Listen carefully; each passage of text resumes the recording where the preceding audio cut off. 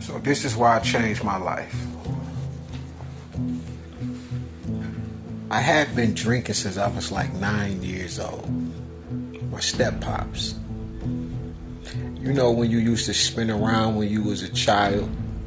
But imagine coming up in a household that's lit every day. Alpines, Kenwood. I'm talking about a real sound system, got the block rocking every day. You hear what I'm telling you? When you go to school, you sleeping on the desk. You're not learning nothing.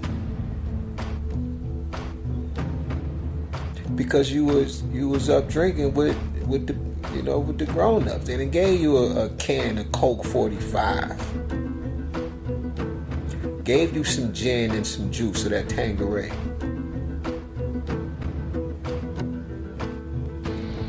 I couldn't wait to grab I didn't know these were what they called distilled spirits, alcohol. I didn't know these things.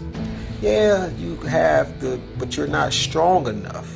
You're being so heavily influenced.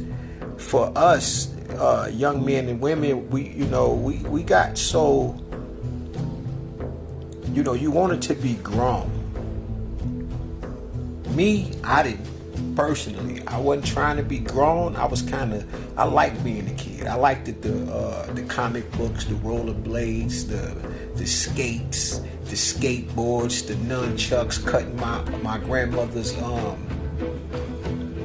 plant half. Now so she doesn't notice, I gotta take the chain from all of her plants. I'm gonna cut the broom up, make nunchucks.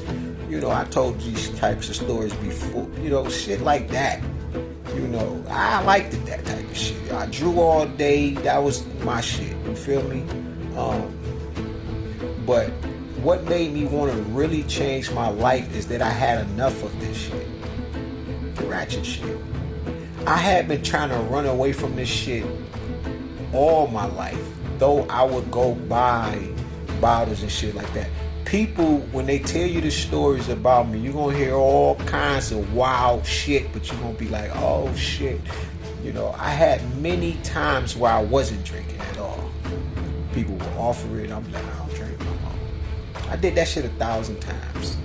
But more so than anything is your uncles and your aunties who have dementia, right? And they're talking to you through their eyes. This is when I learned about telepathy for real. It's them on their deathbed with the tubes in their nose and their ears and shit like that.